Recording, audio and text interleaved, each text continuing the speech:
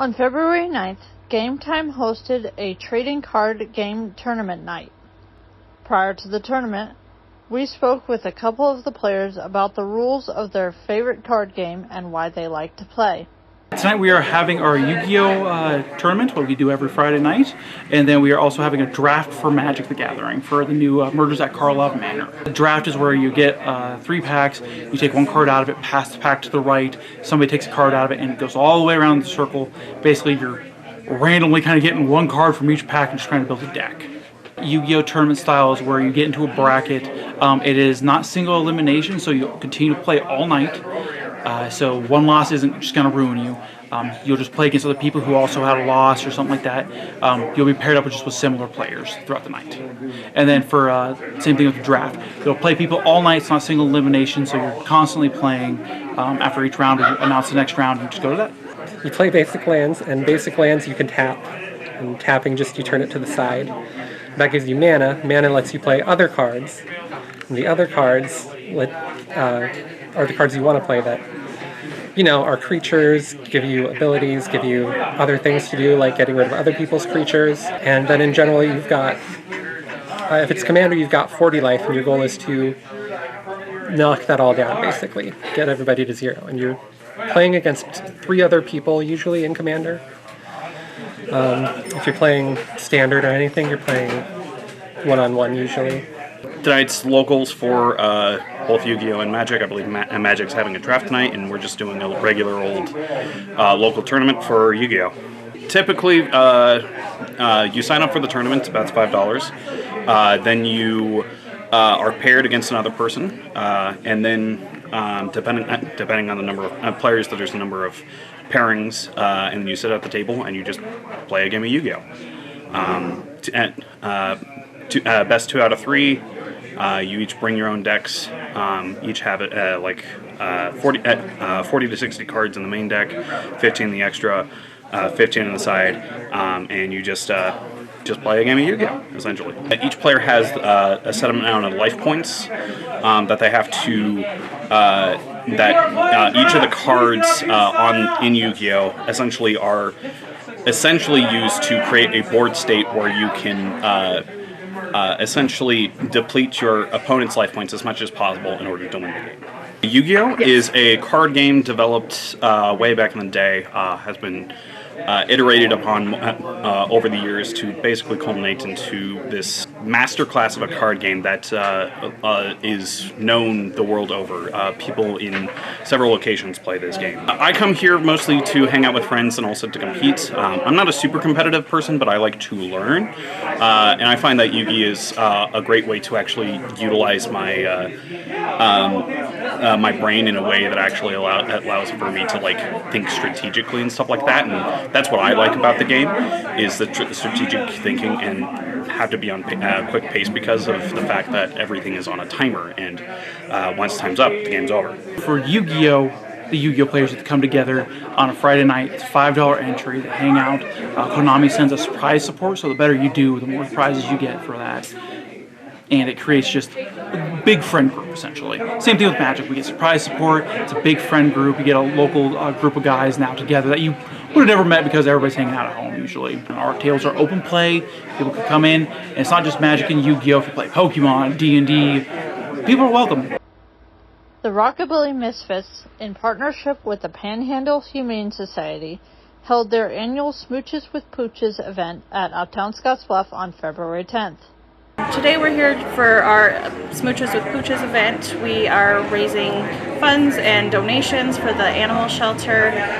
We also have an adoptable animal here today. His name is Chico. He's about a year old and is up for adoption if anybody's interested. We're just trying to support our furry friends and try to get the word out there that there's plenty of animals that need to be adopted. So rescue, don't shop, adopt. On February 10th, Uptown Scottsbluff also hosted their annual Love is in the Air vendor expo. There were over 25 vendors at this event with a wide variety of products featuring Valentine's Day. I sell freeze-dried candy, lots of different options, Skittles, Jolly Ranchers, fruit roll-ups, Bit of honey, nerd clusters. Today it looks like we've got a craft fair, and it looks like they're doing like a smooch the pooch kind of thing, and a lot of nice, cool Valentine gifts that are out here. On February 10th, Cappuccino and Company hosted their Valentine's Day Bakers and Makers pop-up event. Vendors at this event had a wide variety of Valentine's Day themed products. Organizers were pleased with the turnout and are looking forward to the next Bakers and Makers event. On February 13th, the Nebraska Dry Bean Growers Association held their annual Dry Bean Day and annual meeting at the Gehring Civic Center. So it's an annual meeting for the Nebraska Dry Bean Growers Association to bring out bean growers to conduct our annual business, and then we put together a panel of researchers and also a panel of speakers on some pertinent information in the industry. So we've got a representative from Nebraska Department of Agriculture, from a Legume a Day, a bean blog, and a weather representative, Bill Boyer. So good time for growers to get out, get together, and see what's going on in the industry. It's an edible bean harvested when it's dry, cured out in the pod, goes for human food consumption. So market classes we grow here: Pinos, Great Northerns, Kidneys, Pinks, Yellows. So a number of them, but yeah, it's kind of a specialty human consumption product. So some big topics in the industry, some resistant weed issues that we're looking for management techniques and how to refine those. But again, we're looking at what's the weather going to be and what kind of patterns can we expect, and then a marketing and where's the acres going to be for next year. So that's kind of some hot topics for the bean industry this year.